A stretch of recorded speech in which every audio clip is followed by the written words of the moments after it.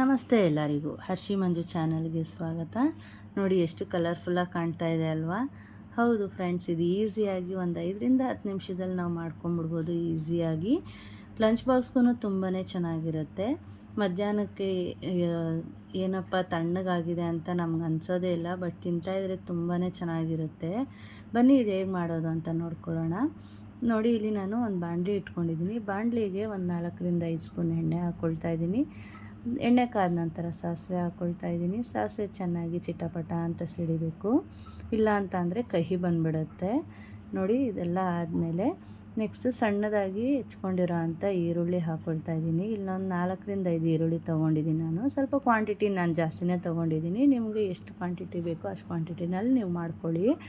ಇದ್ರ ಜೊತೆಗೇ ನಾನು ಕಡಲೆಬೇಳೆ ಹಾಕ್ತಾಯಿದ್ದೀನಿ, ಯಾಕಂದರೆ ಕಡಲೆಬೇಳೆ ತುಂಬ ಸಾಫ್ಟಾಗಿ ಬೇಯುತ್ತೆ ಈರುಳ್ಳಿ ಜೊತೆಲ್ಲ ಹಾಕಿದ್ರೆ. ಸ್ವಲ್ಪ ಕರಿಬೇವು ಹಾಗೂ ಒಂದು 4ರಿಂದ 5 ಎಸಳು ಬೆಳ್ಳುಳ್ಳಿ ಜಜ್ಜಿಕೊಂಡು ಹಾಕ್ಕೊಳ್ತಾ ಇದ್ದೀನಿ. ನೋಡಿ, ಇದಿಷ್ಟೂ ಸ್ವಲ್ಪ ಫ್ರೈ ಮಾಡ್ಕೊಳ್ಬೇಕು. ಈರುಳ್ಳಿ ಸ್ವಲ್ಪ ಟ್ರಾನ್ಸ್ಪರೆಂಟ್ ಆಗೋ ತನಕನೇ ಫ್ರೈ ಮಾಡ್ಕೊಳ್ಬೇಕು. ಇದ್ರ ಜೊತೆಗೆ ನಾನು ಹಸಿಮೆಣ್ಸಿನ್ಕಾಯಿ ಹಾಕ್ಕೊಳ್ತಾ ಇದ್ದೀನಿ. ಹಸಿಮೆಣ್ಸಿನ್ಕಾಯಿ ಎಣ್ಣೆದಲ್ಲೇ ಸ್ವಲ್ಪ ಫ್ರೈ ಮಾಡ್ಕೊಳ್ಳೋದ್ರಿಂದ ಅದು ಸ್ವಲ್ಪ ಖಾರ ರೆಡ್ಯೂಸ್ ಆಗುತ್ತೆ. ಇದ್ರ ಜೊತೆಗೇ ನಾನು 1 ಸ್ಪೂನ್ ಚಿಲ್ಲಿ ಪೌಡರು, 2 ಸ್ಪೂನ್ ಧನಿಯಾ ಪೌಡರು, ರುಚಿಗೆ ತಕ್ಕಷ್ಟು ಉಪ್ಪು ಹಾಕ್ಕೊಂಡು ಇದನ್ನು ಮಿಕ್ಸ್ ಮಾಡ್ಕೊಳ್ಬೇಕು. ಸ್ವಲ್ಪ ಚಿಲ್ಲಿ ಪೌಡರ್ ನೋಡ್ಕೊಂಡು ಹಾಕ್ಕೊಳ್ಳಿ, ಯಾಕಂದರೆ ಹಸಿಮೆಣ್ಸಿನ್ಕಾಯಿನೂ ಹಾಕ್ಕೊಂಡಿರ್ತೀವಲ್ಲ. ನಾನಿದು ಕಲರ್ ಎನ್ಹ್ಯಾನ್ಸ್ ಆಗಲಿ ಅಂತ ಅಂದ್ಬಿಟ್ಟು ಹಾಕ್ಕೊಳ್ತಾ ಇದ್ದೀನಿ. Next tomato. ಇಲ್ಲಿ ನಾನು ನಾಟಿ ಟೊಮೆಟೊ ತೊಗೊಂಡಿರೋದು, ಸಣ್ಣಗೆ ಹೆಚ್ಕೊಂಡಿದ್ದೀನಿ. ಇದು ಸ್ವಲ್ಪ ನೀರು ಕೂಡ ಜಾಸ್ತಿನೇ ಬಿಟ್ಕೊಳ್ಳುತ್ತೆ. ನಾವು ಎಕ್ಸ್ಟ್ರಾ ನೀರು ಆ್ಯಡ್ ಮಾಡ್ಕೊಳ್ಳೋ ಅವಶ್ಯಕತೆ ಏನೂ ಇಲ್ಲ. ನೋಡಿ, ಈ ಥರ ಎಣ್ಣೆನಲ್ಲೇ ಸ್ವಲ್ಪ ನಾವು ಫ್ರೈ ಮಾಡ್ಕೊಳ್ಬೇಕು. ನಾನು ಫಸ್ಟೇ ಹೇಳಿದಾಗೆ 1 ಸ್ಪೂನು ಇಲ್ಲಿ ನಾನು ಎಣ್ಣೆ ಜಾಸ್ತಿನೇ ಹಾಕ್ಕೊಂಡಿದ್ದೀನಿ. ಮತ್ತು ಇದಕ್ಕೆ ಮೇಯ್ನಾಗಿ ನಾನು ಯೂಸ್ ಮಾಡ್ತಾ ಇರೋ ಅಂಥದ್ದು ಸಕ್ಕರೆ. 1 ಸ್ಪೂನ್ ಸಕ್ಕರೆ ಆ್ಯಡ್ ಮಾಡ್ಕೊಳ್ತಾ ಇದ್ದೀನಿ.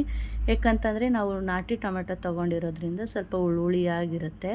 ಸೊ ತುಂಬ ಹುಳಿ ಇದ್ದರೆ ಅಷ್ಟು ತಿನ್ನೋಕ್ಕೆ ಚೆನ್ನಾಗಿರೋದಿಲ್ಲ. ಅದರಿಂದ ನಾನು ಸ್ವಲ್ಪ ಹುಳಿ ಸ್ವೀಟಾಗಿರಲಿ, ಖಾರವಾಗೂ ಇರುತ್ತೆ, ತಿನ್ನೋಕ್ಕೆ ತುಂಬಾ ಟೇಸ್ಟ್ಫುಲ್ಲಾಗಿರುತ್ತೆ ಅಂತ ಅಂದ್ಬಿಟ್ಟು ಹಾಕ್ಕೊಳ್ತಾ ಇದ್ದೀನಿ. ನೋಡಿ, ಒಂದು 5ರಿಂದ 10 ನಿಮಿಷ ಇದನ್ನು ಕುದಿಯೋಕ್ಕೆ ಬಿಟ್ಟರೆ ಸಾಕು.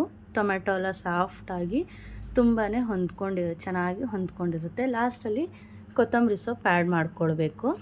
ಇದು ಸ್ವಲ್ಪ ಗಟ್ಟಿಯಾಗಿ ಗೊಜ್ಜಿನ ಅದಕ್ಕೆ ಬಂದ್ರೇ ಚೆನ್ನಾಗಿರುತ್ತೆ.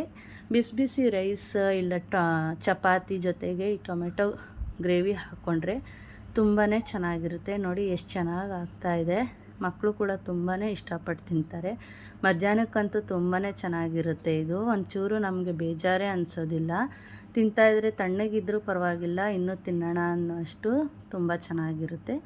ನೀವು ಮನೇಲಿ ಮಾಡ್ಕೊಳ್ಳಿ. ತುಂಬ ಈಸಿಯಾಗಿ ಕ್ವಿಕ್ಕಾಗಿ ಆಗೋ ಅಂಥ ಇದು ಟೊಮೆಟೊ ರೆಸಿಪಿ. ನಿಮಗೂ ಇಷ್ಟ ಆಗಿದೆ ಅಂತ ಅಂದ್ಕೊಳ್ತೀನಿ.